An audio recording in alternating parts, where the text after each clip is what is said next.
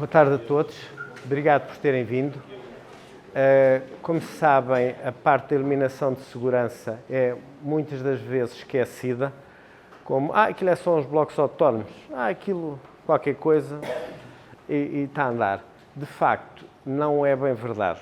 Tem muito mais que se lhe diga, porque a parte de iluminação de segurança corresponde a uma falha de energia e as pessoas demoram tempo a adaptar-se e ninguém está à espera de uma falha de energia, ou seja, há um momento em que as pessoas ficam meias perdidas, sem saber o que é que aconteceu.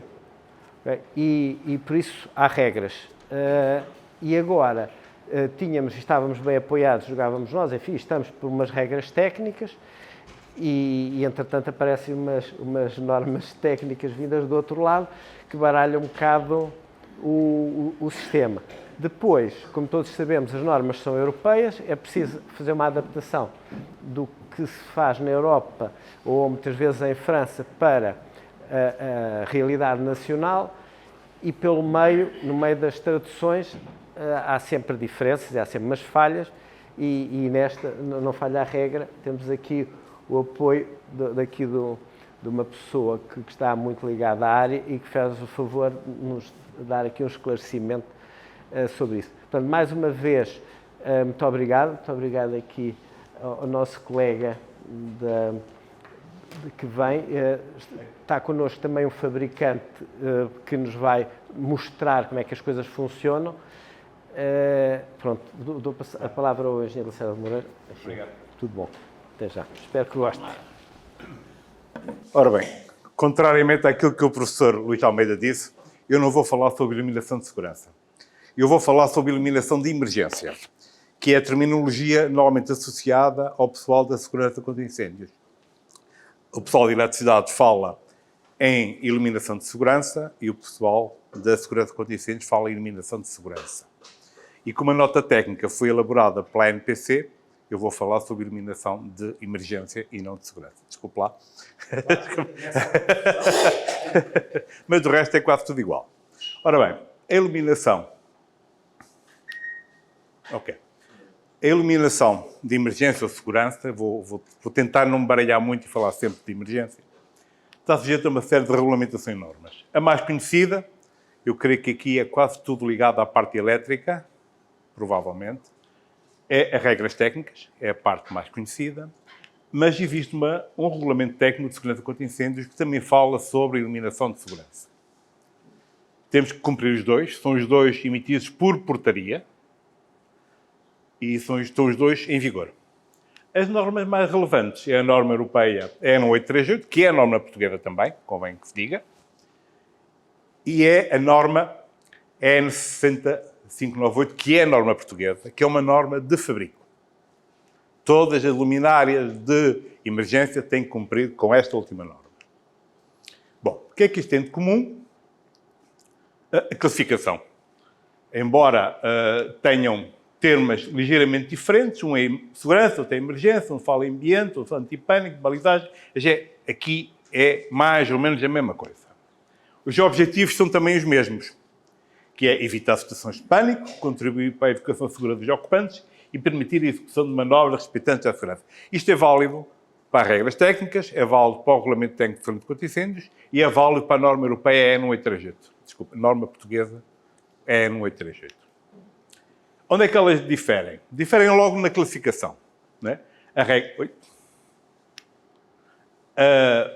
regras técnicas classificam os abastecimentos de público em 9 escalões, 9 tipos.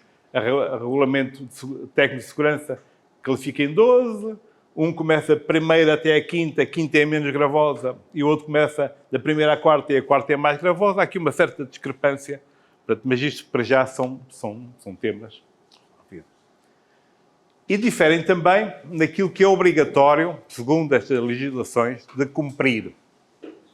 As regras técnicas dizem-nos que temos que ter iluminação ambiente em locais com mais de 100 pessoas ou mais de 50 no subsolo. O fluxo luminoso não é um nível luminoso, atenção, as regras técnicas não falam em nível luminoso, falam só em fluxo emitido por área e falam em interdistância por uma questão de uniformidade. Já o Regulamento Técnico de Segurança contra Incêndios vem falar em níveis de iluminação, neste caso aqui de ambiente, um luxo no pavimento, e nas circulações as regras técnicas falam um aparelho de 15 em 15, pelo menos, e o regulamento técnico fala em 5 luxos medidos a 1 metro do pavimento. Então, são diferenças importantes, à frente que vamos cá tentar perceber. A norma europeia não diz nada disto, diz outra coisa, o que vem complicar ainda mais como é que se vai resolver esta situação. Ciente disto, a NEPC emitiu a nota técnica 23 sobre iluminação de emergência, que é o que nos traz aqui hoje. Ali tem o link para buscar o download do aparelho, mas este link é um bocado complicado. Entra na NEPC, vão ao passivo, documentação técnica, e aparece aqui, além de muitas outras notas técnicas interessantes, a nossa iluminação de emergência, e faz o download direto, que é muito mais prático. O que é que ela nos traz de novo? É muito exaustiva, são muitas páginas e é um verdadeiro manual. Clarifica uma série de conceitos que os torna válidos para as duas normas, para os dois regulamentos, perdão. Torna claro que qualquer que seja a luminária de emergência tem que cumprir com esta norma de fabrico. Apresenta algumas sugestões para situações que estão omissas na legislação. Depois eu vou explicar melhor como é que isto se passa. Propõe uma metodologia de projeto para obedecer aos dois regulamentos. Sublinha a obrigatoriedade de telecomando nos dispositivos de teste e dos dispositivos de teste no sistema de iluminação de emergência. Isto é obrigatório. Nas regras técnicas aparece como um comentário, mas não é comentário nenhum, já vamos ver à frente. E fala medidas, rotina de verificação e manutenção, inclusão no registro das medidas de autoproteção. A nota técnica não é lei, mas a necessidade de incluir uma série de rotinas de manutenção nas medidas de autoproteção torna como uma lei, porque aqui isto tem que ser cumprido. Já vamos ver. O que é que clarifica? Que luminárias autónomas são aquelas que contêm todos os elementos para o seu funcionamento, estão dentro ou próximas, que é o caso de, eu creio que depois o David Pérez vai apresentar alguns modelos, uns estão dentro, outros estão fora. Indica que os fontes centrais têm que obedecer esta norma. E as luminárias alimentadas por fonte central ou autónomas podem ter funcionamento mantido, não mantido, permanente, não permanente, ou uma série delas que devemos ver. E clarifica isto. Luminária de iluminação de emergência dá luz. Dá luz que se pode medir e calcular. Isto não é iluminação de emergência. Isto são luminárias de sinalização de emergência. Atenção, a norma europeia 60598/2022 abrange as duas, a de iluminação e a de sinalização. Isto não é luminária de iluminação de emergência. Isto é uma situação híbrida. Tem LEDs por baixo, no caso do lado esquerdo, por causa não se vê muito bem, mas tem 2 LEDs e 2 LEDs. O outro tem 2 LEDs ali por baixo. Portanto, são aparelhos que fazem as duas funções. Iluminam e sinalizam. Clarifica que situações deste género, como a gente pode ver ali do lado de fora da porta, estão erradas. Já estavam erradas, agora estão muito mais erradas, porque os LEDs têm uma distribuição luminosa muito marcada.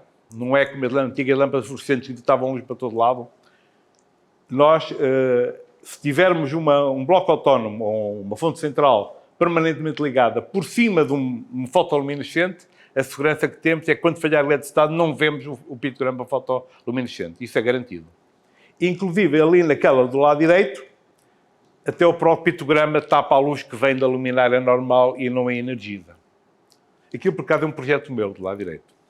Mas não foi isso que eu projetei. Só que ia lá a NPC, tiraram o pictograma e puseram um fotoluminescente por baixo. Bom. O que é que nos diz a norma 60598? Diz-nos uma série de coisas. É uma norma de fabrico, ou seja, qualquer luminária que tenha a marcação CE tem que obedecer esta norma. Fala numa série de coisas, fala nas temperaturas dos condutores, dos ligadores, fala numa série de coisas, mas Aquilo que é mais visível desta norma, para quem vai olhar para a luminária, é a marcação externa. Todas as luminárias de emergência, sejam de sinalização, sejam de iluminação, têm que ter uma marcação de acordo com esta norma. Este é um campo, é uma coisa deste género. Indica o primeiro campo se é autónomo ao fonte central, o modo de funcionamento, o equipamento, a autonomia, no caso das autónomas. É uma coisa deste género. Aqui têm 2 exemplos. Esta primeira tem um Z, é fonte central, e o X é autónoma. São as duas que é mais simples de fixar. Depois diz se é mantido, se tem repouso à distância, se tem lâmpada substituível, se tem pictograma. A nota técnica tem listadas todas as opções existentes nesta 60598. Portanto, aquilo que eu disse antes é um verdadeiro manual. Em caso de dúvida, vamos já à nota técnica ver o que é que ela diz. E apresenta uma coisa que eu acho muito interessante, que é soluções para situações omissas na legislação. O que é que ela nos diz em relação a estas questões omissas? Uma das questões é a distância de visionamento de luminária de sinalização de emergência, isto é, de retroiluminadas. O regulamento técnico só prevê a dimensão do aparelho em função da... Desculpa, uma pessoa já não se lembra de tudo. É assim, enquanto que o regulamento técnico nos diz que a área do fotoluminescente tem que ser superior ou igual à distância ao quadrado sobre 2000, nada diz sobre os retroiluminados, que é como as nossas luminárias de sinalização de emergência são sinalização retroiluminada. Ela é omissa e, portanto, como é omissa, a nota técnica sugere a aplicação da norma EN 1838, que nos tem aquela formulazinha, a distância igual a um fator vezes a altura do pictograma. Aquele fator nos pictogramas retroiluminados é de 200. Em Portugal só é permitido isto, 200. Não é permitido a utilização de pictogramas externamente iluminados. Ou seja, o que ela nos diz é esta formulazinha. O que é que isto quer dizer? Quer dizer, se porventura o pictograma tiver 16 cm de altura, que é um caso do modelo vosso, creio que é da ICOS, tem 16 cm, vezes 200, um pictograma de 16 cm de altura é visível a 32 metros, de acordo com esta norma. Ok. Só por curiosidade, se pegarem no mesmo pictograma dessa tal luminária ICOS, que tem 160 por 320, se aplicarmos a fórmula para os fotoluminescentes, a distância é de 10 metros. O que faz sentido, porque um fotoluminescente não se vê tão bem como um retroiluminado. Isso é... Todos nós temos essa experiência. Outra situação que a nota técnica aponta é, como não há nenhuma informação de como calcular isto, calcule-se de acordo com a EN 1838. Isto é, ignorar reflexões em paredes e tetos. No caso de iluminação ambiente, excluir uma banda de meio metro. E no caso das circulações, calcular para uma banda central igual a metade do corredor, ou, isto para alegorias até 2 metros, ou múltiplos se o corredor tiver mais do que 2 metros. Ou seja, o que nos diz a nota técnica é que criemos uma banda central e vamos verificar os 5 luxos mínimos nesta banda central e não aqui, afastado, isto a 1 metro, claro. Só por curiosidade, diz. Eu tenho aqui o exemplo da EN 1838. A EN 1838 é 0,5 lux nessa banda, ou seja, 10 vezes menos do que a nossa. Bem sei que é no pavimento, é EN 1838, e a nossa a 1 metro. Pronto, não é tão afastado assim como isso. Mas existe uma diferença grande. E a EN 1838, o que diz é mínimo de 1 lux ao eixo do corredor. Qual é a metodologia, portanto, que ele propõe? É verificar as necessidades, se precisamos ter iluminação ambiente, se precisamos ter iluminação de circulação, o que temos, o que é necessário. Definimos o tipo de iluminação de emergência para cada espaço. Verificamos a obrigatoriedade de iluminação com fonte central. Isto é uma obrigatoriedade das regras técnicas. Não há muitos casos, mas é locais comerciais com mais de 500 pessoas.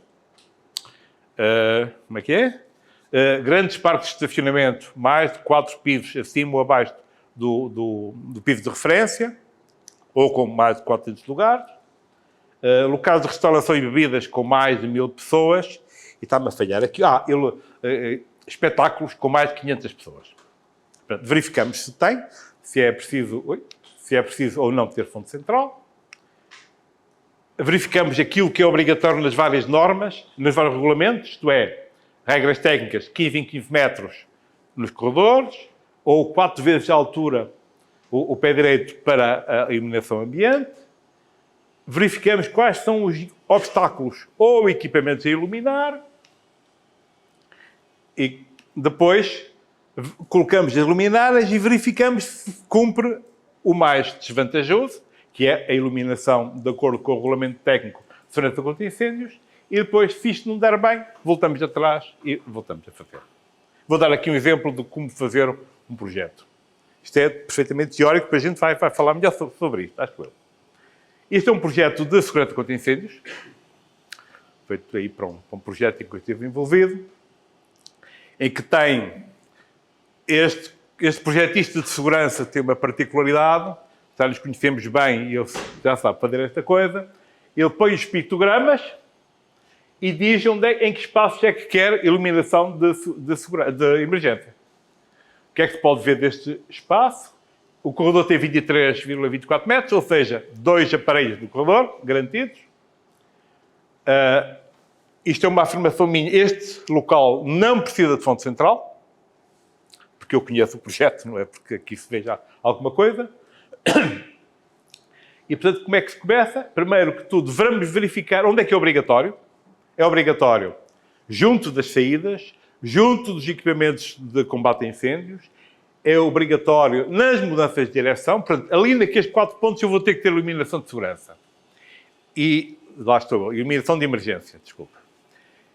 Ali ou até 2 metros, que é o que fala o regulamento. O que é que eu faço? Pego no projeto, inseri-o no Dialux, defini uma área de cálculo a 1 metro de altura, com metade da largura do corredor. É aqui que eu vou verificar, fazer os cálculos. Coloco as luminárias naqueles 4 pontos. Eu aqui usei 2 tipos de luminárias. Umas luminárias que têm iluminação para baixo e que simultaneamente têm sinalização. E usei daquelas aqui a meio para o meio dos corredores. E vou ver o que é que isto dá. Bom, dá asneira. Pronto. Já estamos com valores mínimos de 0,07 mínimos e estamos com uma uniformidade de 0,002. Eu não falei um bocadinho, a uniformidade também é recomendada na nota técnica e é a da EN 1838, isto é, 1/40 ou 0,025. Portanto, em face disto, o que é que há a fazer é, vamos melhorar. Vocês vão mostrar aqui atrás, como se pode ver, aqui está escuro e aqui também está escuro.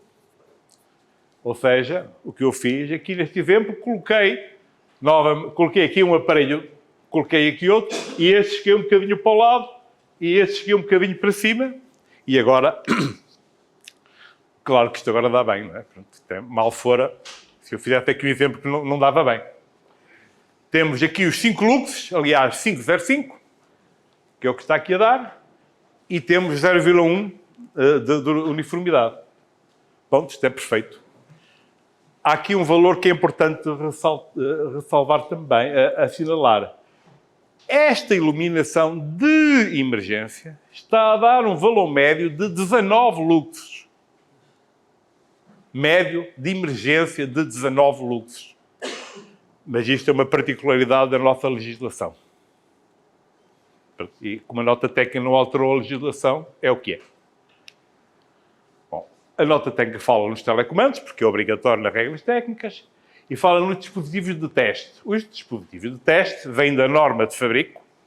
É obrigatório todas as luminárias autónomas terem sistemas de teste, seja manual um botão local, seja automático, seja remoto, num sistema central de supervisão.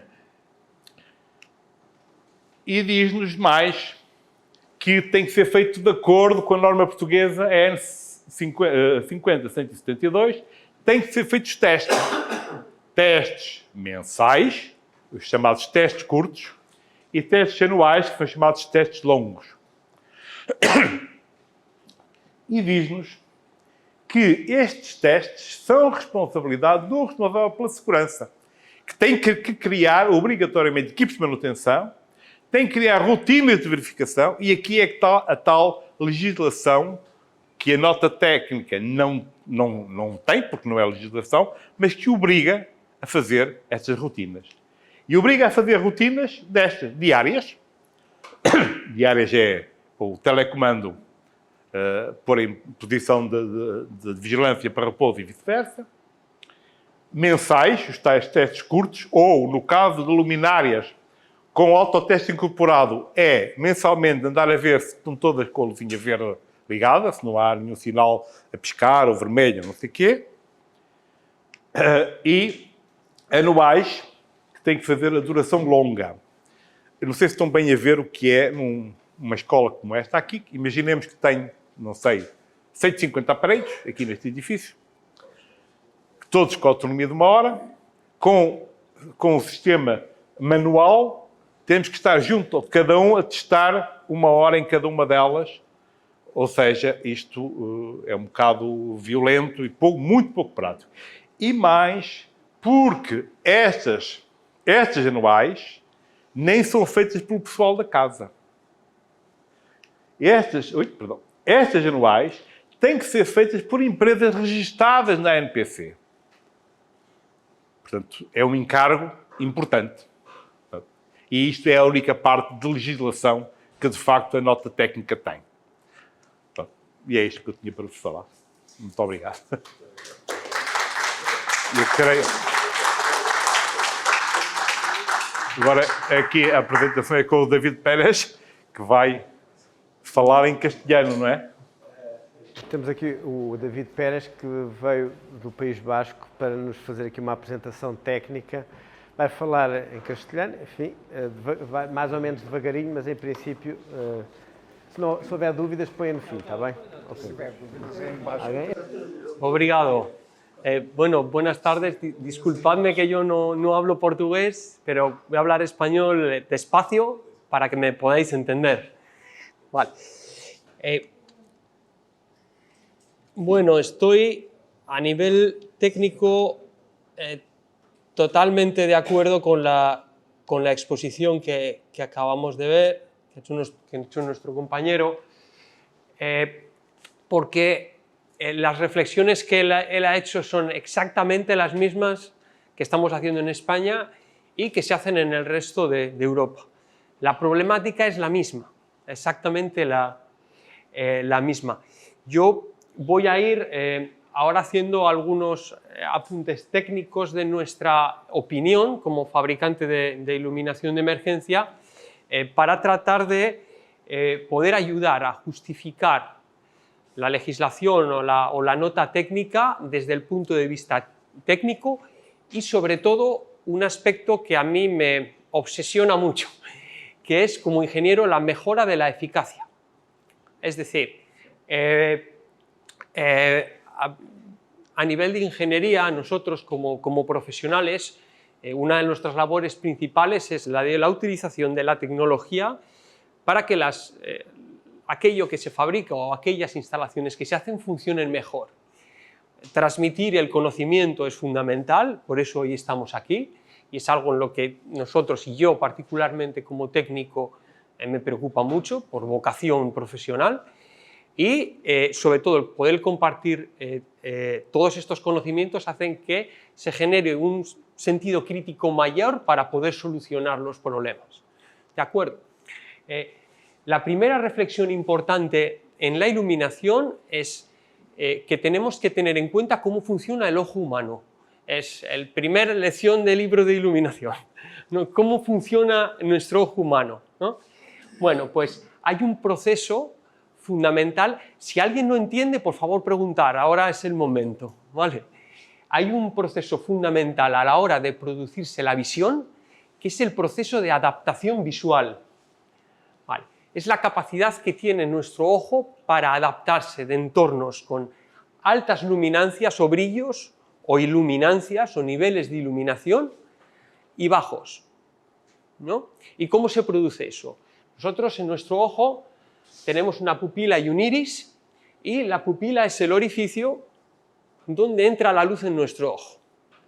Si el entorno o la actividad la estamos utilizando con grandes niveles de iluminación, ¿qué es lo que hace la pupila? El iris va a ir cerrando el orificio que es la pupila, es decir, el iris actúa de diafragma y abre o cierra.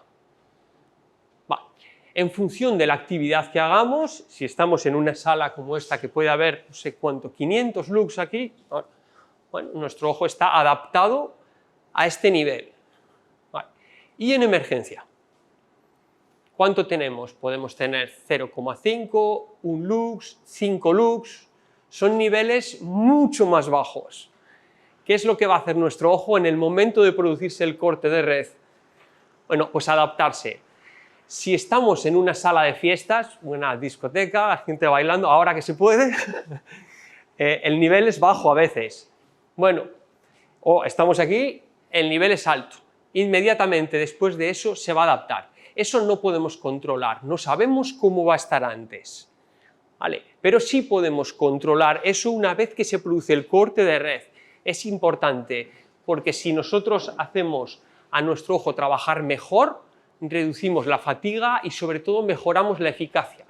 Vamos a verlo. Entonces, el tamaño de nuestra pupila va a variar alrededor, diámetro, entre 2 y 8 milímetros. En emergencia estaremos más cerca de 2 que de 8. Depende del ojo de cada persona. Vale. Lo que sí sabemos es que la adaptación es más lenta en el tránsito de altas luminancias a bajas. Cuando conducimos y entramos en un túnel, muchas veces, ¿qué ocurre? Mal iluminado. Entras, ahora las luces del coche se dan solas, si es moderno, pero ibas, dabas y hacías, no veo. Los primeros metros, periodo de adaptación visual. Vale, nos cuesta adaptar de altas a bajas. Pero ¿qué pasa cuando salimos del túnel? Rápidamente nos adaptamos. Si hacemos el ejercicio y lo volvemos a imaginar, nos daremos cuenta que nuestro ojo siempre tarda más de altas a bajas. Son limitaciones del ojo humano. Vale, una vez conocidas y queremos mejorar la eficacia, ¿qué es lo que podemos hacer? Vale, pues sobre todo mejorar la uniformidad. La norma europea nos habla de un lux mínimo. Bueno, en Portugal, la portaría nos habla de 5, a medidos a una altura. Bueno, no importa el valor ahora. La norma europea que nos habla sobre la uniformidad nos dice la relación entre luxes máximos. Por ejemplo, en una vía de evacuación, por circulación, en ese eje central nos dice mínimo 5 lux, pero nos dice que la uniformidad, corrígeme si no es así, dice lo máximo posible, pero no cuantifica. No cuantifica. Bueno, la norma europea nos dice máximos dividido entre mínimos inferior a 40. Si es un lux, ¿qué quiere decir? Mínimo un lux, máximo nunca más de 40. ¿Por qué? Para no tener que estar continuamente el ojo adaptando la visión. Es por esto. Vale, pone un límite. Si el mínimo es 5, máximo no más de 120 lux. ¿No? Vale. Vamos a suponer que cumplimos, pero estamos a punto de no cumplir. Hacemos cálculos y decimos, cumplimos y muy cerca del límite. No importa si es 1 o 40, ahora es la cualidad más que la cantidad. 39,9. Cumplimos. Digamos, vale, pero vamos a reflexionar. ¿Qué sería lo mejor para el ojo? Que estos picos bajen. Es decir, el superobjetivo es aquel objetivo que nos planteamos que nunca alcanzamos. Pero si nos ponemos ese objetivo, cada vez nos acercamos más. Es como un límite. Vale. Va a mejorar la ergonomía visual si bajamos estos picos o puntas, Sobre todo, vamos a mejorar la eficacia y eficiencia. Vamos a pensar que solo bajamos. Mirad, todo esto de luz sobra. No favorece la visión y segundo, es energía derrochada. Dinero, ¿no? Es decir, en iluminación no importa el valor máximo muchas veces, o en el caso de emergencia según las normas. Lo que importa es aquí el mínimo y la uniformidad.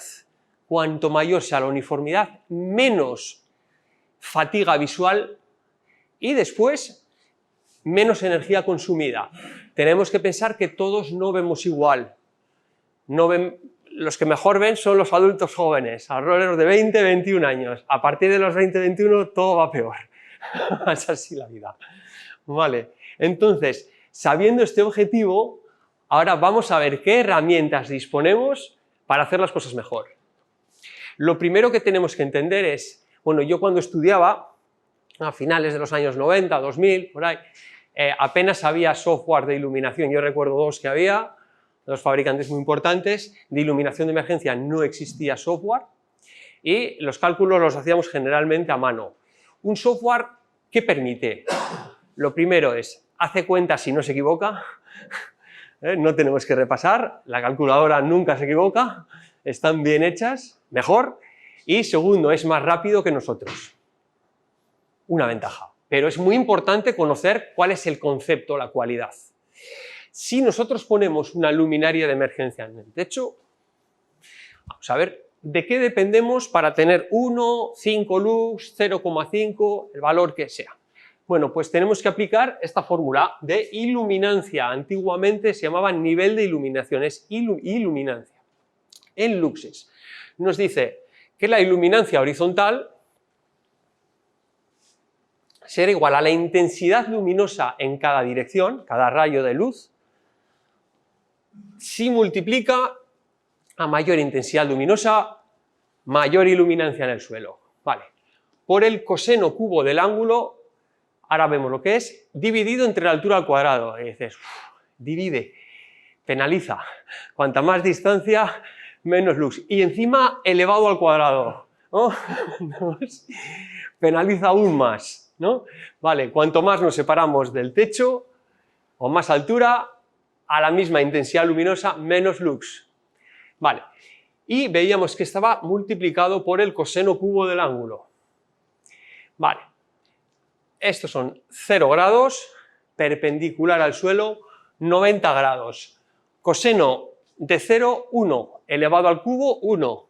Vaya, este factor es 1 cuando el rayo de luz incide de manera perpendicular al suelo, baja vertical.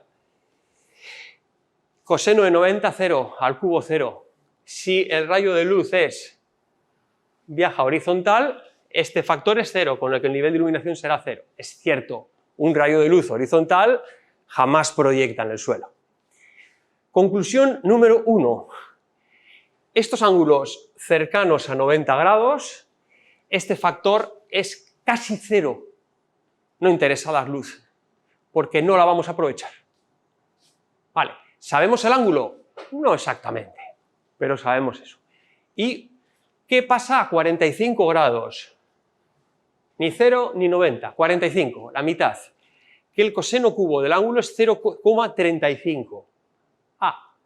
Si la intensidad luminosa aquí tiene un determinado valor y aquí tiene el mismo, I sub 1 es igual, si aquí tenemos 5 lux, aquí vamos a tener 5 por 0,35, o si es un lux tendremos 0,35. Es decir, necesitamos que la intensidad luminosa, según abrimos este ángulo, vaya subiendo hasta un determinado valor y luego vaya decreciendo porque aquí no necesitamos. Vale. El LED, ¿cómo funciona? Fuente de luz que todos los fabricantes utilizamos a día de hoy. Un LED monochip, por ejemplo, de alto brillo, LEDs muy pequeños. Os voy a pasar luego para que podáis ver. Son LEDs de tamaños de base 3,5 milímetros por 3,5, 5 como máximo, los que nosotros utilizamos. Alguno igual un pelín poquito más grande, pero son fuentes de luz mucho más pequeñas que el antiguo tubo fluorescente. ¿Qué quiere decir eso? que son de alto brillo, ¿vale? Son capaces de sacar mucha luz en una superficie pequeña. Vale. Alta eficacia luminosa. Luego hablaremos y veremos los conceptos importantes para la eficacia luminosa y mantener la vida útil. Pero tenemos un problema. Tiene una fotometría no adecuada. Si nosotros hacemos un corte aquí y aquí, la proyección veréis que es simétrica, prácticamente la línea roja y la azul están superpuestas, y si vemos a 0 grados la intensidad luminosa que da, es un determinado valor. Generalmente nosotros medimos en candelas por kilolumen, ¿vale? Es decir, es relativa a si diese 1000 lúmenes de flujo luminoso. Esto es para que si tenemos una misma luminaria de emergencia con varios flujos luminosos, tenemos una curva y luego hacemos la corrección en función de la corriente que le damos al LED para sacar más luz o menos luz, ¿vale? Más o menos flujo luminoso. Pero bueno, vamos a pensar que no existe por kilolumen o que da 1000 lúmenes. Aquí vemos una línea que pone, sé que no lo leeréis, 350, 300, unas 310, por ejemplo, candelas a 0 grados. Si abrimos ese ángulo, estos son 40 grados, 60, 45, pues ¿por dónde andará? 200 y algo candelas. ¿Qué quiere decir? Que tal y como proyecta el LED, la intensidad aquí a 45 grados va a ser inferior a esta. Quiere decir que si nosotros aquí tenemos un determinado valor, este valor va bajando y este también, estamos iluminando con un alto nivel de iluminación poca superficie. El cono de emisión de luz es muy estrecho y está haciendo justo lo que no queremos. Nosotros queremos poca luz en la máxima superficie posible y esto nos da mucha luz en poca superficie. No se puede tener todo. El LED tiene unas ventajas muy importantes, cada fuente de luz tiene unas características, en este caso el LED es muy bueno porque podemos conseguir altas vidas útiles y tiene una alta eficiencia y sobre todo alta eficacia luminosa para que el respaldo de batería sea más pequeño, pero tenemos la limitación. Vale, vamos a ver un ejemplo práctico y os iré pasando con ópticas distintas sobre todo. ¿Cómo se soluciona esto? Bueno, nosotros en Disalux tenemos un software de cálculo. Vale, es gratuito. Primero, importante del software, que nos lo preguntan últimamente mucho, sobre todo estudiantes. Cuando descargas el software, ¿envía datos a Disalux? No. Vale, sabéis que existe una ley de protección de datos. Todo el mundo que pone un software gratuito en el mercado creo que estaría hoy, a día de hoy, obligatorio a decirlo, porque tenemos una ley europea. Es decir, cuando alguien se descarga el software de cálculo, por lo menos el de Disalux no sabe la trazabilidad ni la IP de donde se ha descargado. Y segundo, muy importante, cuando instalas el programa jamás envía ningún dato a Disalux. Si lo hiciésemos, tendríamos que mandaros una hojita con un contrato y tendríais que decir acepto. ¿Vale? No lo hacemos. ¿Vale? A veces nos preguntan, pues igual espiamos, nada. ¿Vale? Es un software de ayuda. Bueno, este software se puede descargar de manera gratuita y yo lo que he hecho aquí es importar un plano en DXF. Esto es una sala de ponencias, veréis, es sencillo de interpretar, mide 25 metros por 25 metros y ahí hemos colocado un pasillo de 25 metros por 2 metros de anchura. Vale, es un ejemplo didáctico ahora mismo. Y lo que voy a hacer yo aquí es colocar un LED alimentado a 700 miliamperios y con una corrección que le hacemos por seguridad estaremos emitiendo ahora mismo 200 lúmenes de flujo luminoso. Si nosotros vamos a este botón que pone ahí de cobertura, es importante que tenéis el software también en portugués, ¿vale? O sea, el informe os lo puede dar también, ¿vale? Está traducido a portugués, de manera que os dará todos los datos en portugués. Bien, y si colocamos este LED en el techo, le damos aquí a este botón de distancias de cobertura. Lo hemos puesto techo a 270, por ejemplo. Es un ejemplo. Veréis que aquí os da una curva, ¿vale? Determinada. Vale, esto lo podemos modificar en objetivos.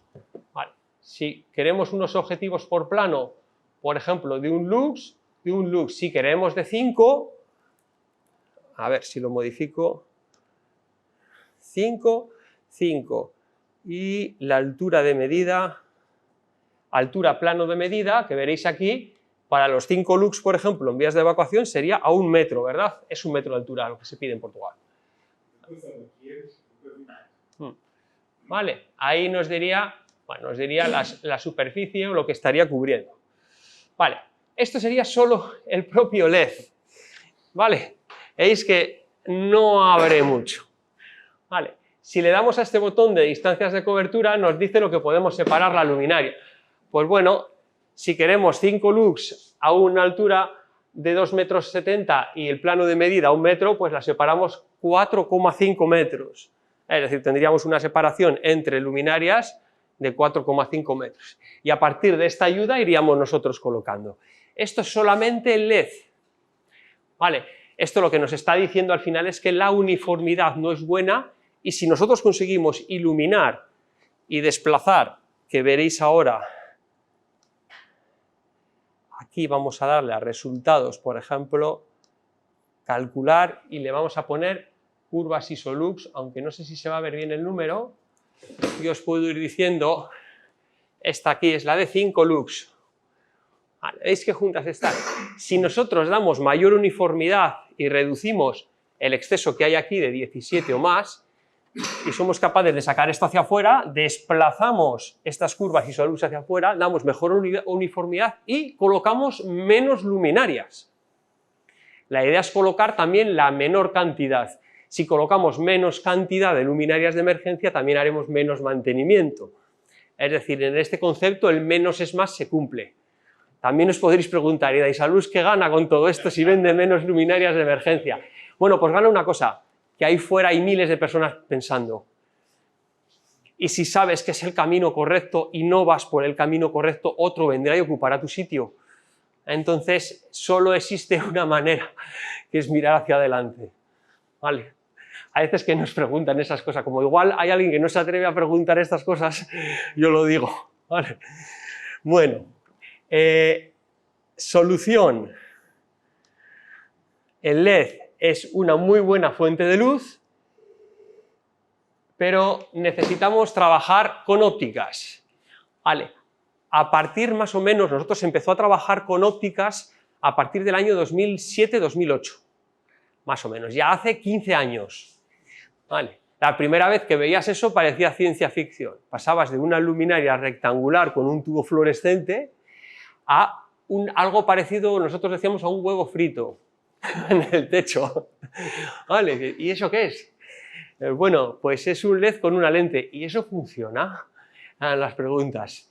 Y seguro, ¿no? Entonces, luego veías los resultados y sí. Entonces, primera ley de la física importante, ley de Snell, se llama ley de refracción de la luz.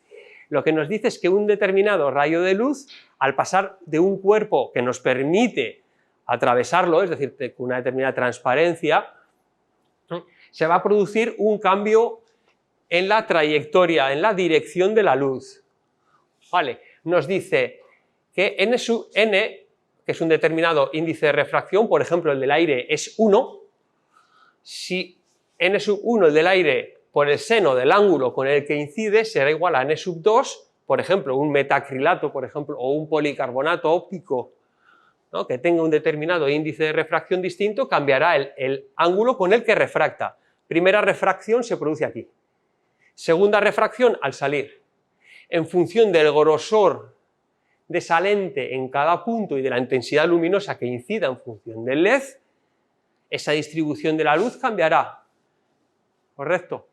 Vale, ese es el primer concepto, concepto de lente, y se empezó a trabajar así. Así se creó un departamento de óptica. Se empezó a trabajar en el año 2007 y en el año 2010 las primeras luminarias que salieron con lentes son estas que veis aquí en este expositor. Tienen un difusor también que ayuda, ¿vale?, a bajar la luminancia o brillo en el punto. Vale, a día de hoy casi ya no utilizamos esos difusores. Vale, en ese modelo sí, pero en nuevos diseños no.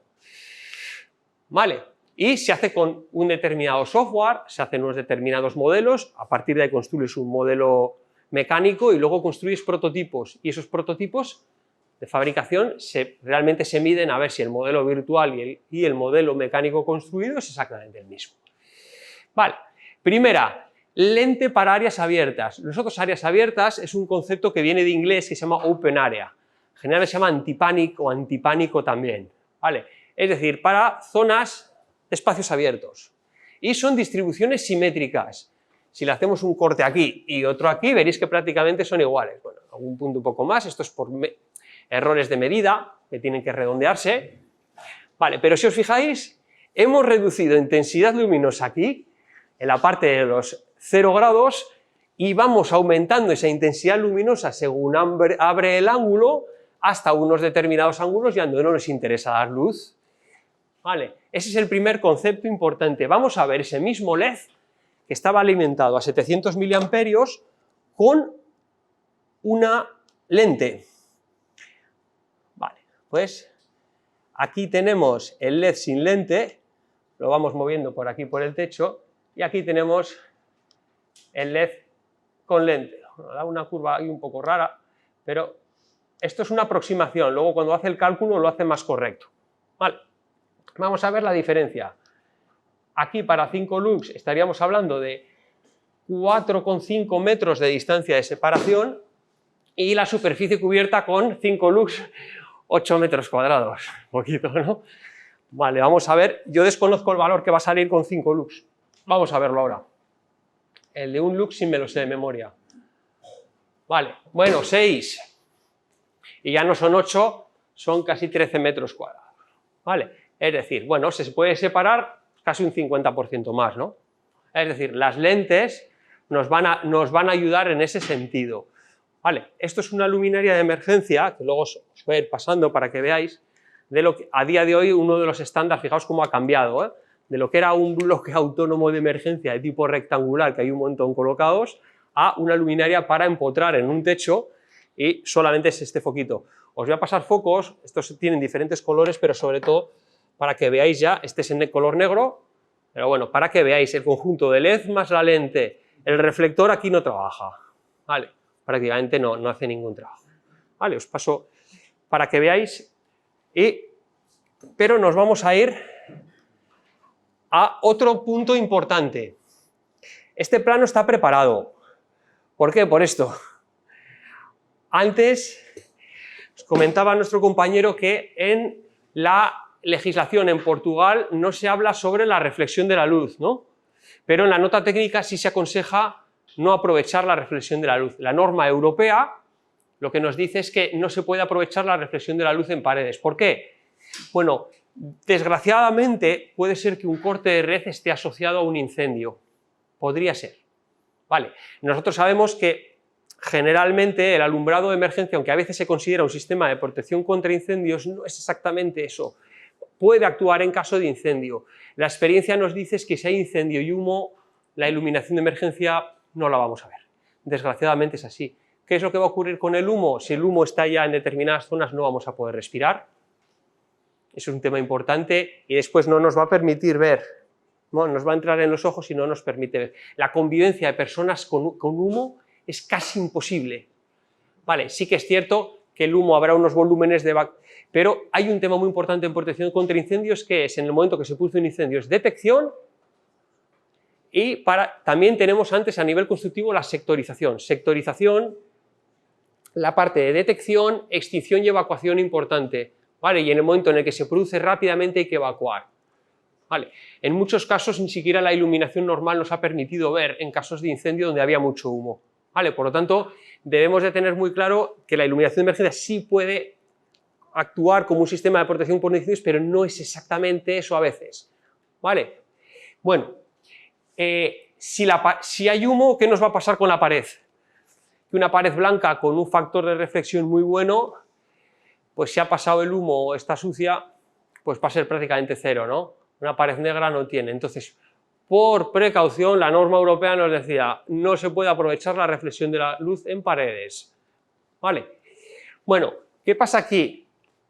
Que si esta óptica es buena para áreas abiertas, para un pasillo, un recorrido de evacuación estrecho no es bueno, porque toda esa luz que enviamos a la pared no la aprovechamos.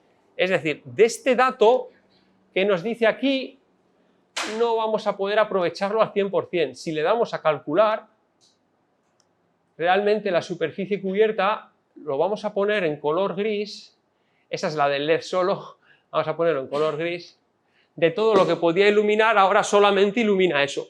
Y toda la luz que ha enviado a la pared ha desaparecido, no la refleja. Vale.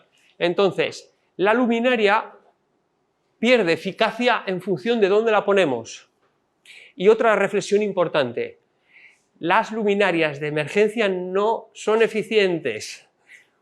Eficiente será el proyecto, porque en función de cómo coloquemos las luminarias y elijamos qué luminarias y cómo las ponemos, nuestra cabeza y nuestro conocimiento y nuestra capacidad para hacer las cosas bien, nuestro proyecto será mejor o peor. Vale, pero una luminaria de por sí no es eficiente. Eficiente será el proyecto, el resultado final. Vale, es conveniente muchas veces hacer, por eso os decía que estaba obsesionado con algunas cosas de eficacia y eficiencia, para tratar de, si analizamos las cosas de mejor manera, podremos buscar soluciones mucho más adecuadas. Vale, entonces, fundamental, esta óptica nos ayuda, pero solo a veces, como todo en la vida. Vale. Pero existen otras ópticas de tipo asimétrico, es decir, con un corte aquí y otro aquí, vemos que la distribución es distinta. En un determinado eje, muy pequeña la distribución de la luz, y en otro lado reparte mejor. Por lo tanto, fundamental a día de hoy para la mejora de la eficacia o la eficiencia de un proyecto es buscar la solución adecuada que mejor se adapte al espacio en el que estamos. Vale, vamos a elegir, por eso os decía, el plano está preparado. Vale. Está preparado, la del LED sin lente ya no la queremos, decimos fuera. Esta nos sirve para este tipo de zonas de aquí y esta otra nos ayudará más en estos pasillos por aquí. Vemos que se van... Vale. También nos podéis decir, otra de las cosas, ¿todavía estás enviando luz a la pared? Y digo, sí, vale. Toda lente y toda óptica tiene una altura de trabajo perfecta. Una perfecta. Y luego va a haber un rango de alturas, bajamos alturas donde funcionará bien, y un rango de alturas un poco mayores donde también funcionará bien. Hay un rango donde tiene alta eficacia. Si la sacamos de ahí, fuera. Y luego hay un punto donde va perfecta. ¿Vale? Siempre será así. Entonces, en función de la altura, pues a veces vamos a esa elipse, alargarlo un poquito más o menos.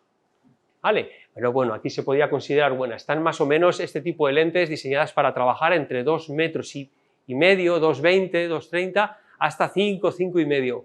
Depende del nivel de iluminación que queramos.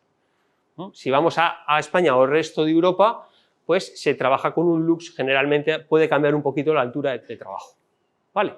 También otro concepto importante. Cuando yo terminé de estudiar, se cambió en España el reglamento de baja tensión, que sea como las reglas técnicas que tenéis aquí, unos años o algún año después, en el año 2002, aunque entró en vigor en el año 2003. Había un cambio fundamental que era el pasar de lúmenes metro cuadrado, 5 lúmenes metro cuadrado, a un lux o 0,5 lux. Vale, ¿de dónde viene todo esto? Los 5 lúmenes por metro cuadrado viene de influencia francesa. En España se empezó a colocar iluminación de emergencia hacia años 70, hace 50 años, más o menos por influencia francesa. Las cosas venían del norte de Europa y nos llegaban, ¿no? Y la aparición de softwares y herramientas de medida mejor ha permitido que se pueda hacer cálculos en lux, ¿vale? Que antes nadie se hacía. Por lo tanto, vemos que el recorrido que se va haciendo es el recorrido normal, ¿vale? Luego veremos algún otro. Vale, esta sería, por ejemplo, aquí veréis que el reflector está en color gris plata, pero puede ir en cualquier color, ¿vale? Esto, ahí veréis la lente de evacuación. Bueno, fundamental entonces, que era lo que uno de los aspectos que os quería explicar. La óptica va a ayudarnos a mejorar, o los distintos tipos de ópticas, a mejorar la eficacia del proyecto. Y las luminarias no son eficientes de por sí. Eficiente es el proyecto final que hace el proyectista. Vale, también existen lentes de pared, ópticas de pared, lentes de pared. De momento solamente hemos hablado de lentes. Opción 2, un reflector. Ahora no tengo aquí ninguna, aunque igual en la maleta sí tenía, pero la utilización de un reflector sería iluminación indirecta. ¿Qué quiere decir? Que el LED incide en un reflector y refleja la luz. Vale, en la lente incide y refracta. Vale, son dos conceptos distintos. Vale, también existe esa posibilidad. La óptica nos permite. Y Opción 3. Esta sería una, por ejemplo. Combinación de lentes y reflectores. Luego os paso alguna, que sería, por ejemplo, el caso de proyectores de emergencia. Por ejemplo, ese de ahí tiene 8 LEDs, este tiene 4, son modelos de la misma familia con más o menos flujo luminoso. Veréis que hay LEDs, 4 en este concreto, 4 lentes y 4 reflectores. Vale, ahí aparecen 8, ese sería de áreas abiertas. Vale, este que es solamente la pieza del bastidor, veis cómo cambia en función si es de recorrido o de evacuación. ¿A qué nos ayuda el reflector? Es posible que la lente sea muy buena para modificar unas determinadas intensidades luminosas, pero hay unos ángulos cercanos a 90 grados donde no nos puede ayudar por alguna razón. Se ayuda con un reflector en unos determinados ángulos y en el resto con lente y refracta. La combinación de lentes y reflectores pueden hacer que esa fotometría sea aún más eficaz. Vale, podría ayudarnos. Entonces, fundamental, trabajar con ópticas, leyes de la física, leyes de reflexión y refracción de la luz. Si lo aprovechamos correctamente, somos capaces de hacer esto. ¿Vale? Entonces, a día de hoy las ópticas están basadas en esto. Paso número 3, que no tengo aquí. Esto es otra luminaria con lentes y reflectores, aunque aquí en este caso sería interno. ¿Vale? Os paso también para que veáis, es para adosar en el techo. Opción número 3, que esto es una tecnología novedosa, que sería todo un mismo elemento. Es decir, esto complica a veces la fabricación, más elementos, más precio, más caro. Bueno, pues esto que veis aquí es una microestructura óptica. Si lo veis por dentro tiene un grabado, es decir, son unas pequeñas microlentes. ¿Vale? Es decir, ahorramos la colocación de lente y reflector únicamente con una microestructura óptica. Esta, por ejemplo, es para alumbrado antipánico desde techo o áreas abiertas, simétrica, que sería esta. Y aquí hay que hacer un pequeño ejercicio ya de imaginación, por lo que la que habéis visto de evacuación se entiende. Esta se entiende fácilmente al verla, se distingue, pero cuando es una microestructura no. Esta, por ejemplo, es de evacuación. Entonces veréis que tampoco se puede llegar a distinguir, claro, la tenemos que ver con un microscopio para realmente verlo bien. Está basado en la tecnología de las lentes Fresnel. No sé si recordáis, los faros para visión tienen lentes Fresnel, que es una lente que se le quita volumen haciéndole cortes. Vale, pues esto sería algo parecido.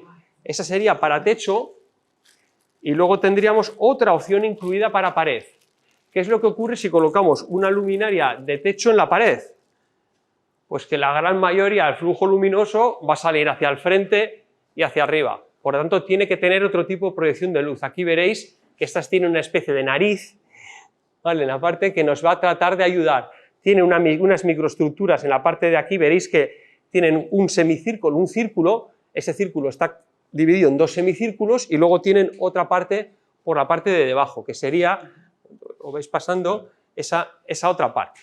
Vale, es decir, a día de hoy, uno de los aspectos fundamentales en el desarrollo de iluminación y de iluminación de emergencia también es el trabajo en ópticas más eficaces. Repartimos la luz mejor, mejoraremos la ergonomía visual, la adaptación visual, que era cómo funcionaba el ojo humano, y después mejoraremos la eficacia y la eficiencia del proyecto porque colocaremos menos luminarias de emergencia y a poder ser con una batería de respaldo más pequeña. ¿Vale? Bueno, por la parte de óptica de iluminación que nos comentaba, he terminado, pero queda otra parte fundamental, la señalización. ¿Vale? En Portugal no sé si se siguen utilizando los rótulos literales con saída escrito, ya no. Vale, en España está cambiando la norma. La semana que viene hay un comité de AENOR, en el que estamos nosotros, a ver si se aprueba o no se aprueba. Todavía se siguen utilizando a veces. Vale, pero no importa ahora mismo mucho esto. Este es un edificio de Zaragoza de unos juzgados. Yo he puesto esta foto queriendo así, ¿no? Vemos 2 rótulos aquí, pero nadie es capaz de decirnos qué pone ahí. Bueno, pues, ¿de qué vamos a depender para que nosotros veamos esos rótulos? Vale, siguiente proceso de visión, fundamental. La luz ha entrado en nuestro ojo, se ha producido el proceso de adaptación, ha entrado por la pupila y ahora llega al cristalino. Vale, y se produce la acomodación visual. La acomodación visual es la capacidad que tiene nuestro ojo para enfocar objetos, es decir, para ajustar la visión a objetos lejanos o cortos. Nuestro ojo está en reposo cuando miramos al horizonte o yo miro al fondo donde está la ventana y ahí queda en reposo. ¿Qué quiere decir? Que estos músculos, que se llaman músculos o cuerpos ciliares, no están presionando el cristalino. Cristalino es una lente, ya sabemos lo que es una lente ahora mismo, ya lo hemos visto, es una lente flexible biconvexa, tiene diferente concavidad o convexidad en función de por dónde miremos, ¿no? ¿Qué quiere decir flexible? Que si estos músculos la presionan, cambia la curvatura de esa lente, o lo cóncavo o convexa que es, y somos capaces de ajustar y enfocar. Proceso fundamental en la señalización. Cuando os comentaba iluminar, nosotros aquí realmente no estamos llevando información al cerebro, o la información que nuestro ojo manda al cerebro es muy corta o muy pequeña. Pero en el proceso de señalización tenemos que interpretar un texto o un símbolo en este caso. Si nosotros esa imagen, nuestro cerebro no la monta bien porque la información que manda el ojo al cerebro es insuficiente, no sabemos qué hay. ¿Y qué es lo que hace nuestro cerebro? Si estamos en relajación, a través de nuestra experiencia, lo que hacemos es cubrir huecos. Pero si estamos en pánico, quién sabe. A veces nos bloqueamos, ¿no? Puede ser. Bueno, vale. Vamos a hacer, lo importante es hacer un ejercicio de contrastes. Vale, olvidamos la señalización y ahora vamos a ver unas sillas aquí. Fijaos qué fácil es. Vale, esta foto me costó tiempo encontrarla. Vale, hasta que la encontré. Bueno, aquí vemos 4 sillas. Y hay una que destaca sobre las demás. Vale, ¿no? Fácil. ¿Se ve mejor porque es más grande? Bueno, es un poquito más grande, pero no necesariamente, ¿verdad? No porque un rótulo tenga que ser más grande, que lo comentaba, se tiene por qué ver mejor. A ver, si un rótulo es así de pequeño, es difícil verlo, nuestro ojo tiene un límite, y si es excesivamente grande y nosotros estamos pegados, no lo vemos, no nos da para ver. Pero sí, a unos determinados tamaños donde nuestro ojo ve, vamos a tener y vamos a necesitar unos contrastes, ¿no? Vale, fundamental, necesitamos colores que contrasten correctamente y una determinada luminancia o brillos. Vale, nosotros sabemos que el marrón de la madera contrasta muy bien con este fondo tan claro, que parece blanco más o menos. Vale, pero sabemos que hay colores aquí que contrastan mal. Si nosotros nos alejamos, en algún momento vamos a dejar de ver estas líneas de contraste. Nuestro ojo envía información al cerebro, líneas de contraste y formas, y el cerebro monta la imagen y dice, es una silla. Es así. Hay otros colores que contrastan muy mal, el rojo con el marrón, ¿no? Entonces, ¿qué colores contrastan unos mejores con otros? Normas, sobre todo ANSI, unas normas americanas, nos dicen, cuidado, el negro con el amarillo, perfecto, a diferencia de lo que podemos pensar. A veces pensamos que el negro con el blanco y el blanco con el negro contrastan muy bien. Contrastan bien. ¿Dónde está el negro y blanco? Y blanco y negro, bueno, entre los 10 mejores. Pero fijaos, el verde y el blanco rápido, el rojo y el blanco rápido, el azul y el blanco claro. La señalización de protección contra incendios roja y blanca, la de evacuación verde y blanca. Vale, tiene importancia. Tiene importancia. Bueno, lo que nos dice la norma europea, a diferencia de la parte de fotoluminiscencia, que esta pequeña pelea la tenemos también en España, por la parte de fotoluminiscencia con las luminarias las luminarias para señalización retroiluminadas, es que tiene que haber, primero, una alta uniformidad en cada color. La luz en el blanco tiene que ser uniforme. No puede haber puntos donde sea muy desuniforme porque si no, no lo vemos. La luz en el verde tiene que ser uniforme, ¿vale? Siempre. Después, tiene que haber un alto contraste entre el blanco y el verde, y siempre en el verde mínimo una luminancia. Luminancia, no iluminancia. Luminancia es brillo. Es la cantidad de intensidad luminosa que sale por unidad de superficie. Es algo parecido a una densidad de salida de luz. Es decir, esto se divide como si estuviéramos dividiendo en un pequeño tablero de ajedrez y vamos midiendo en el centro de cada uno. La norma nos va diciendo. Y a partir de ahí vemos que todo sea correcto. ¿Vale? Mínimo 2 candelas metro cuadrado. ¿Vale? Se llama también brillo, luminancia o brillo. ¿Vale? Hay en las pantallas de móviles, teléfonos móviles, televisiones, están cambiando ya la unidad, no sé si habéis visto alguna vez que llaman nits. Es lo mismo. ¿Vale? Parece ser que en marketing suena mejor nit que candela por metro cuadrado, pero es el mismo concepto. ¿Vale? Y lo que nos dice es, si en la parte verde mínimo tenemos que dar 2 y tiene que haber un alto contraste en la parte blanca entre 5 y 15 veces más, vale, pues ¿cuánto tiene que haber en la blanca? Pues por ejemplo, entre 5 y 15, unas 10, ¿no? Vale, 10 por 2, 20. Por ejemplo, con 20 candelas metro cuadrado estaríamos bien. Vale, pues después vienen los señores alemanes de sus normas DIN y nos dicen, en el blanco 500. Decimos, si nosotros queremos vender emergencias en Alemania, tenemos que dar mucha más luz. La primera pregunta es ¿por qué? ¿Por qué han hecho esto? ¿No? Porque es el único país, excepcionalmente en Europa, donde se ponen unas exigencias. Porque nos dicen que también tiene que haber líneas de contraste entre este verde y este blanco. Es decir, este rótulo se va a ver muy bien en una pared blanca, pero ¿qué pasa si hay una pared que es de color verde? ¿No? Y decimos, ¿quién pinta paredes de color verde? Nadie, ¿no? Juro que la primera foto que busqué de un parking, ahí estaba en verde, ¿no? Vale, ahí no está encendida, ¿vale? Generalmente la señalización tiene que ser de tipo permanente, ¿vale? Aquí en esta no lo tenemos cableado, ¿vale? No, bueno, ahí tiene otra borna de luminaria para poder alimentarlo. Esta es una luminaria IQUS que mencionaba antes, pero esta es la de 20 por 10 centímetros, una pequeñita más pequeñita. Vale, esta sí cumple la norma alemana, para que sepáis más o menos lo que es la cantidad de luz. No es ninguna luz exagerada. Si la luz es suficientemente uniforme y el contraste suficientemente alto, el rótulo tendrá un determinado tamaño. Vale, por eso hay dos conceptos distintos, ¿eh? Lo que es fotoluminiscencia, que únicamente el pigmento está en la parte blanca, o este otro tipo de señales que está aquí. Lo paso a ver si la batería aguanta, porque no sé si lo he cargado lo suficiente. Vale, pero es un concepto importante para la señalización. Vale. Bien, y voy a pasar a otra parte sin quitaros tampoco mucho tiempo.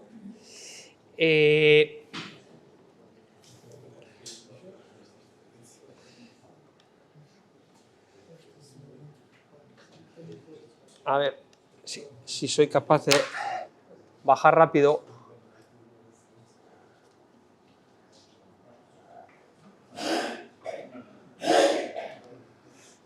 Para la de sostenibilidad.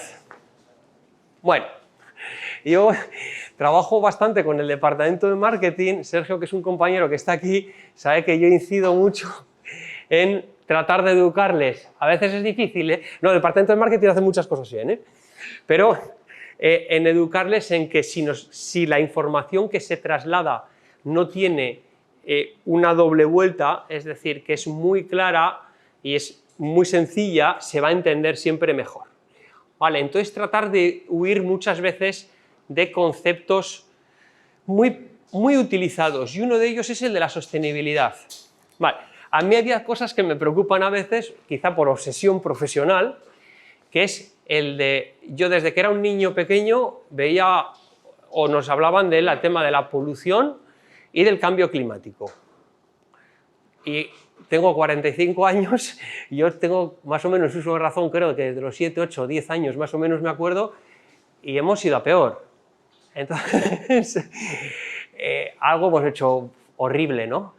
Tiene que ser así, ¿no? O sea, que consumimos recursos mal, ¿no? Decían algunos divulgadores de ciencia que somos adolescentes tecnológicos. Vale, bueno, lo dejamos ahí de momento. Otro de ellos, empecé a ver conferencias sobre sostenibilidad y una de ellas me dejó un poco tocado, ¿no? En el que nos decían, la vi en TED, estos canales que hay a veces de conferencias que suele ver por internet, y decía, a ver, las empresas y la gente, lo habéis hecho fatal, decían, no lo habéis podido hacer peor. O sea, olvidar todo lo que habéis hecho porque lo habéis hecho fatal. ¿No? Entonces dices, vale, madre mía. Y dices, os habéis dedicado a poner en vuestros catálogos y vuestras páginas web, y ahí por eso voy donde marketing muchas veces, a poner nuestra política sostenible y pones unas manos y un árbol creciendo. No dices, y nuestra ISO 14001 de gestión de la medioambiental, nuestra política medioambiental, y dice, así no.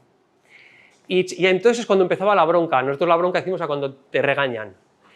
Y dice, no habéis sido, y era muy tajante, capaces de demostrar a vuestros clientes potenciales que utilizar prácticas sostenibles les genera un beneficio, y muchas veces económico. Y dice, pensadlo bien. Es decir, utilizar los medios que tenemos de manera racional y el sentido común es mucho más práctico. Nada nuevo. Es decir, lo que nos daban los consejos nuestros abuelos. Yo lo que decía cuando me decía, haz las cosas bien, niño, ¿no? Vale. Empieza por ahí. Esto lo voy a obviar porque voy a ir sobre todo a la parte de mantenimiento. Si hemos hecho un proyecto altamente eficaz en el que pensáis vosotros y colocáis las luminarias de emergencia de manera eficaz, elegís bien, os podemos ayudar también los fabricantes a que lo hagáis bien. Si hacemos todo esto bien y colocamos la menor cantidad de luminarias de emergencia con luminarias que tienen menos batería y luego gestionamos menos el mantenimiento, tendremos menos dolores de cabeza. La primera pregunta al jefe de mantenimiento de un shopping, de un centro comercial.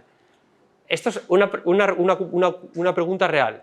¿Hacéis mantenimiento? Y me miraba así y me dice, mira, no preguntes. Decía. Dice, en octubre la gerencia del centro comercial me dice que saque las luces de Navidad, porque en noviembre tienen que estar montadas. Dice, y me va a dar un infarto, tengo que probar todas. Una vez que termino de hacer eso, tienen que encender todas. Las que no encienden, llama el comercio al lado y dice, es que esto no enciende, me molesta. Al mismo tiempo tienes inspecciones de ascensores, protección contra incendios, todas las demás labores de mantenimiento. Dice, ¿no?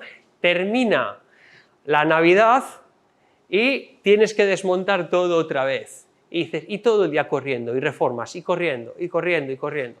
Para colmo, un día me subo en una escalera, en una plataforma, a 8 metros de altura, desmonto una luminaria de emergencia y no hay quien la vuelva a montar.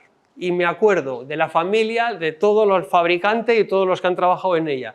Porque la desmonto, miro dónde está la batería, es imposible desconectarla, no sé qué pasa. Así que, cuando viene una inspección y me dicen no funcionan, no funcionan, compro nuevas. Compro nuevas. ¿Y por qué? Porque no tiene tiempo ni la manera para mirar. La iluminación de emergencia nunca es protagonista. Le dedicamos el tiempo que le dedicamos, lo justo. Es así. Y si puede ser nada, y la realidad es esa, yo creo que compartimos este concepto. ¿Cómo se puede solucionar esto? Vale, si colocamos menos luminarias de emergencia, menos mantenimiento, seguro. Si las lámparas y las baterías son más duraderas, menos mantenimiento. Si la facilidad del acceso a la lámpara y a la batería, si hay que cambiar, en caso de que haya que cambiar, es más sencillo, menos mantenimiento, menos tiempo. Y si se instalan fácilmente después de esto, pues también mejor. Reducimos costes, seguro, seguro, con total seguridad, se reducen costes. Es decir, sostenibilidad, nuestra política medioambiental, fuera, huir de esos discursos, no nos ayudan las cosas prácticas, nos ayudan a reflexionar, nos ayuda a buscar un sentido racional, nos ayuda a utilizar nuestra cabeza como ingenieros. Es lo único que nos va a ayudar, es lo único que nos va a ayudar. Vale, el LED, cuando se hizo el tránsito de la fluorescencia al LED, todo el mundo pensaba que el LED era muy bueno y realmente era una gran fuente de luz, pero tiene limitaciones. La gran ventaja que tiene es que tiene una alta eficacia luminosa, generalmente respecto a otro tipo de lámparas, por eso se ha impuesto. Pero tiene un problema que tenemos que tener en cuenta. Aunque genera mucho menos calor, un LED, a diferencia de una lámpara fluorescente, que una fluorescente emite parte de su espectro de luz en ultravioleta, es decir, no se aprovecha la luz, ¿vale? Pierde ahí una determinada luz que no es visible, en el LED sí es visible, emite menos calor, este es un LED frío, ¿vale? Aquí estarían ultravioletas, aquí estarían infrarrojos, es un LED frío, por eso veis que tiene muchos azules, solo para emergencia, ¿eh? Sí, es para también permanencia y LEDs más cálidos, ¿vale? Reducen esto y también el riesgo fotobiológico, ¿vale? Pero tiene un pequeño problema, aunque emite mucho menos calor, son de alto brillo. ¿Qué quiere decir? La base del LED es muy pequeña. Todo el calor está concentrado en una superficie muy pequeña. Si no disipamos y sacamos el calor de ahí, la vida del LED baja de manera reducida. Tenemos que tener muy controlado a qué corriente se le da al LED, qué temperatura se pone el LED y si somos capaces o cómo somos capaces de sacar eso. Lo primero importante es el circuito impreso donde se monta. Nosotros utilizamos dos, que generalmente suelen ser los típicos circuitos impresos. Fibra de vidrio, con varias capas o no, y aluminio. El de aluminio, aunque tiene sus partes aislantes, obviamente, para que no conduzca, tiene una conductividad térmica mejor. Vale, ese es para LEDs de más potencia, que sería, por ejemplo, el que va a llevar este. La tarjetita que lleva aquí, que veréis un disipador. Pero estos otros, que son más pequeños, son de fibra de vidrio. Les ayuda mucho, veréis estos pequeñitos perforaciones que hay ahí, se llaman vías térmicas, para que pasen el calor a la parte de detrás, donde hay un recubrimiento de cobre en la otra parte, y se pone en contacto con un disipador. Vale, os paso esta luminaria para que veáis ya cómo es montada y que tiene aquí un disipador de aluminio.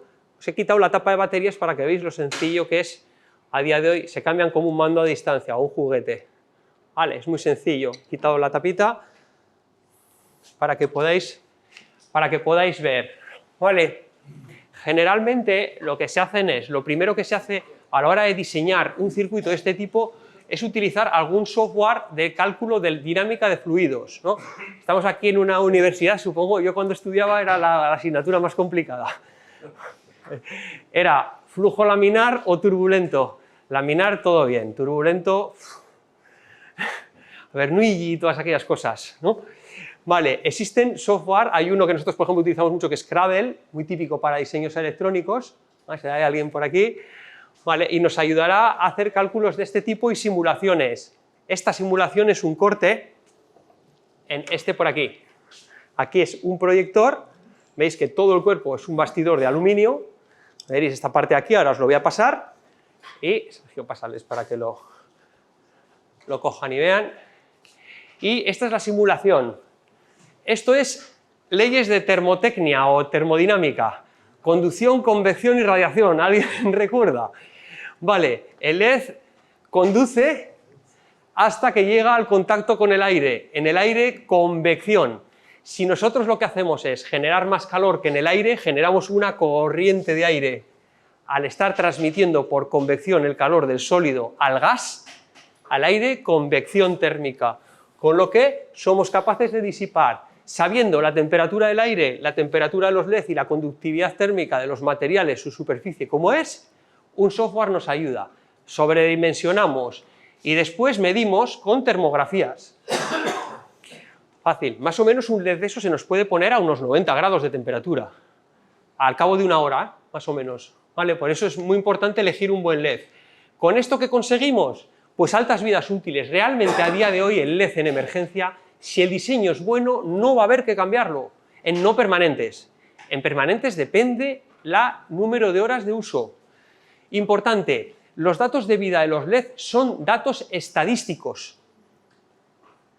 ¿Vale? Pero son datos estadísticos muy precisos si los cálculos se hacen bien. Entonces, generalmente nosotros damos 3 datos en función de cómo esto se ha medido. Hay unas a través del IES o IESNA, la Sociedad Norteamericana de Ingeniería para Iluminación, que tienen estos métodos medidos, ¿vale? Es decir, hay unos métodos ya para medir esto. Y nosotros decimos, por ejemplo, que esos LED es qué pasa después de 70.000 horas. Bueno, existe un concepto que se llama L y B, ¿vale? L es el flujo luminoso mantenido dura en porcentaje después de esas horas. Después de 70.000 horas se mantendrá el 90% del flujo luminoso. ¿En qué cantidad de LED? Pues en el 90%, en el 10% no lo aseguramos. El B, si es un B10, quiere decir que en el 90% de los casos sí, en un 10% no. Transcurridas 70.000 horas, el 90% de los LED mantendrán el 90% del flujo luminoso. Datos estadísticos. No podemos medir en un LED nuevo cuántas horas van a durar.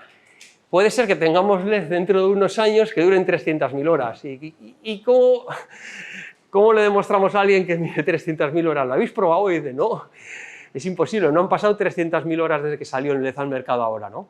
son datos estadísticos. Es importante aquí siempre explicar de dónde salen los datos y el por qué. ¿Vale? Y más, respecto a baterías, ahora os hablo de sistemas autónomos y luego os pongo un pequeño apunte sobre sistemas a través de fuente central o centralizados. A través de autónomos tenemos 3 tipos de baterías. 3 tipos. La primera, níquel-cadmio. La norma constructiva de luminarias de emergencia, norma portuguesa también, nos dice que la luminaria de emergencia tiene que cargarse en 24 horas. Tiempo transcurrido, energía almacenada, energía entregada a la batería. Veis que es una relación lineal. Batería níquel-cadmio. La cargamos y después, ¿qué pasa? Como una luminaria de emergencia tiene que estar conectada a la red, veréis que tienen un testigo de carga de color verde. ¿Qué pasa si al salir del edificio nosotros quitamos tensión? Que se descargan. Existe un dispositivo que es un telemando para poner en reposo. Vale, es obligatorio en Portugal, pero esto es para otros usos. Esto es porque si hay un corte por la noche, para que no se descarguen. ¿Vale? Las inhiba. Si nosotros quitamos red, se descargan, pierden toda su capacidad y al día siguiente, cuando llegamos al edificio, las luminarias no tienen energía y tienen que pasar 24 horas. Si al marcharnos del edificio otra vez apagamos, ni siquiera vuelven a cargar porque no han transcurrido 24 horas. No se puede cortar tensión a las luminarias. Es decir, un año tiene 365 días y 24 horas, 8.760 horas, si no es bisiesto, si no 24 más, ¿no? Vale, ¿cuántas horas está en carga o cargada? La gran mayoría. En emergencia es un periodo residual, por lo tanto están consumiendo siempre la misma energía, cargada o descargada, independientemente del fabricante. La Isalux u otro, la batería de níquel-cadmio, si la alimentas distinto, se muere. ¿Qué ventaja tiene? Es barata y el cargador es muy sencillo. Transformador de hierro, puente de diodos, rectificador, condensador de rizado y dura toda la vida. Al menos el transformador. El condensador depende. Vale.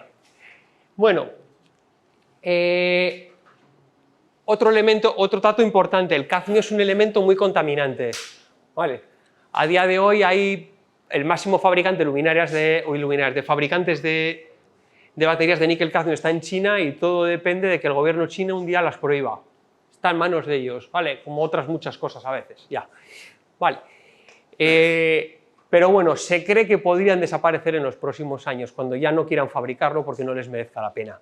Más o menos, si la luminaria de emergencia está bien diseñada la batería, habrá que hacer un cambio de batería cada 4 años. Un cambio de batería quiere decir que su autonomía baje por debajo de la nominal. ¿Qué quiere decir? Luminaria de emergencia nueva tiene que dar, al menos, garantizar la autonomía nominal nueva. Una luminaria de emergencia se diseña la batería o se dimensiona para mantener su autonomía nominal durante 4 años, temperatura de 25 grados y a un ritmo de 12 descargas anuales o 400 ciclos de carga y descarga.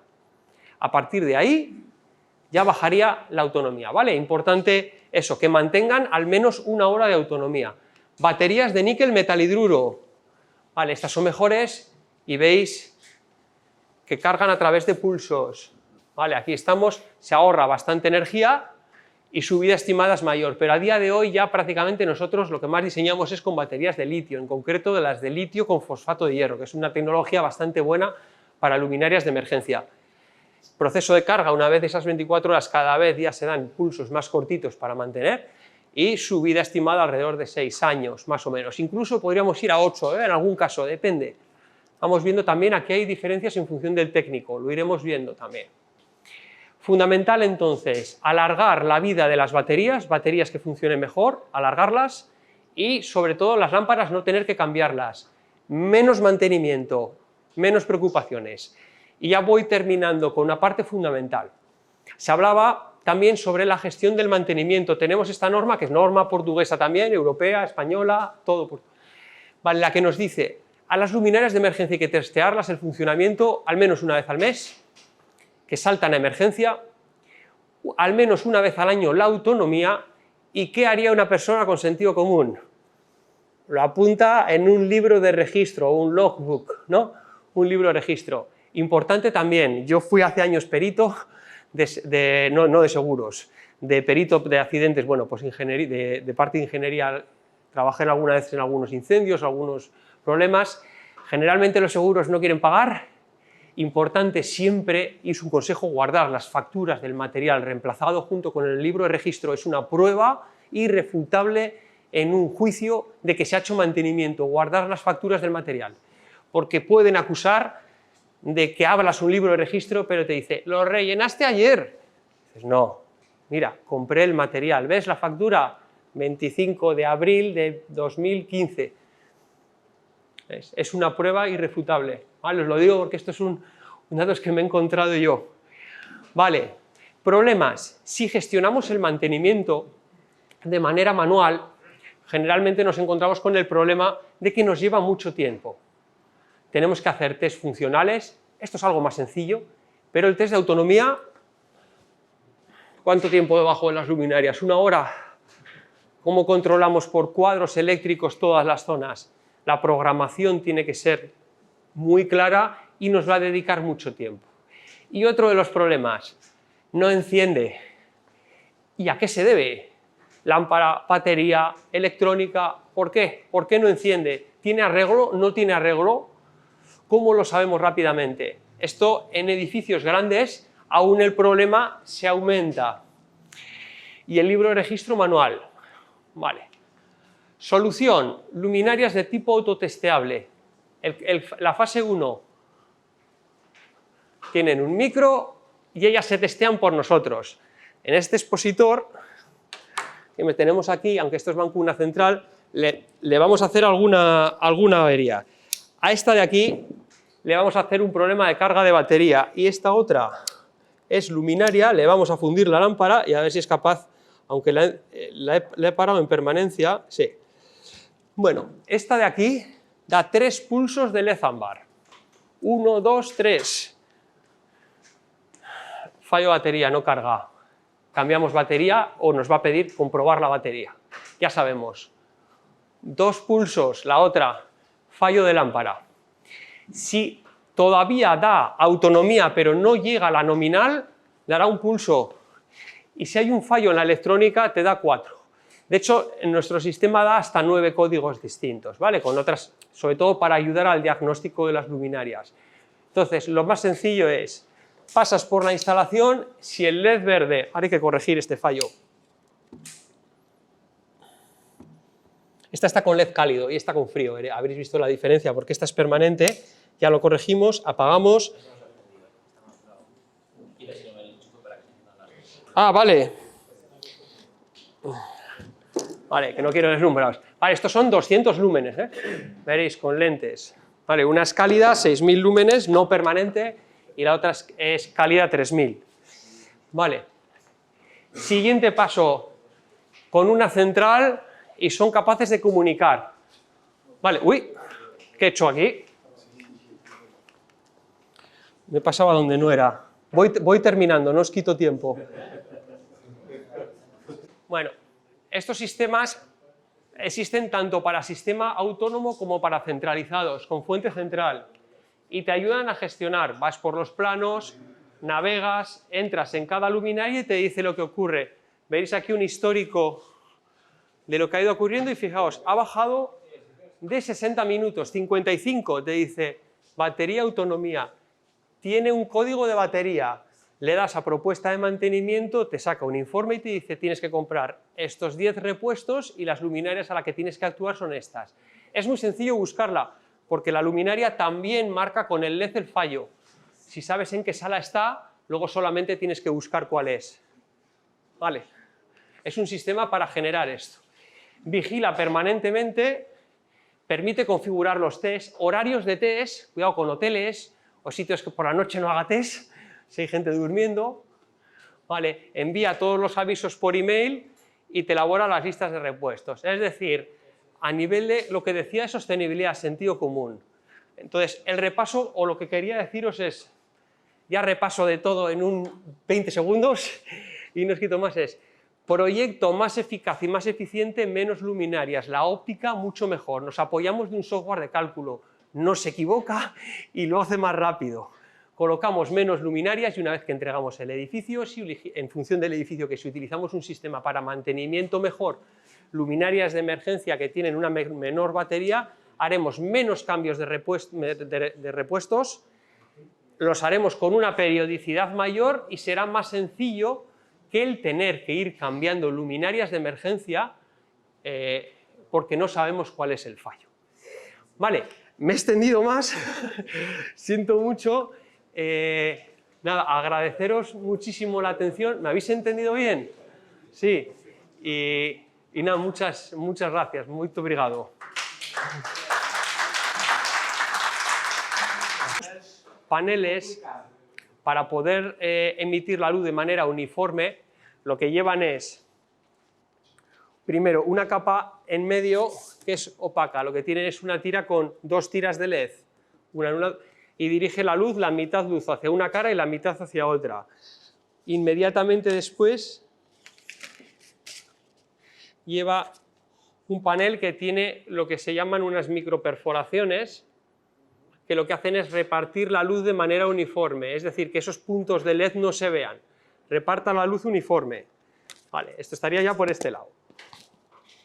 Después lleva un film difusor para volver a ayudar más a que la luz sea uniforme y finalmente el rótulo. Vale, este rótulo aquí tiene un adhesivo protector. Vale, no está quitado, pero bueno, aquí veréis que es. Vale, y por este otro lado llevaría lo mismo. Llevaría la primera parte de este metacrilato con veréis que unos puntos de una especie de matriz, ahora os lo paso para que veáis un film difusor, y estos son hasta 7 capas distintas, que lo que hacen es repartir la luz de manera uniforme para que se pueda ver, y también uniforme y un alto contraste. Vale. Gracias.